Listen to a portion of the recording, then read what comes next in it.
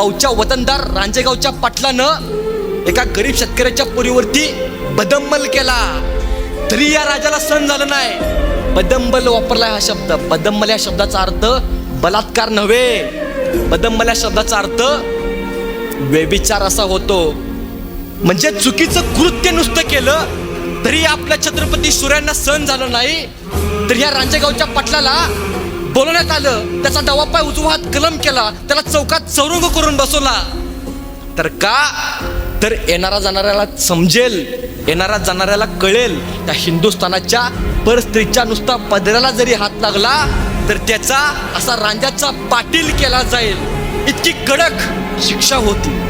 पण ह्या छत्रपती शिवरायांच्या महाराष्ट्राच्या मातीमध्ये आज 4 वर्षाच्या पुरीवरती बलात्कार होतो. त्यावेळेस आम्हाला वाटतं राज तुम्ही असायला हवे होते. आम्ही काय करतो?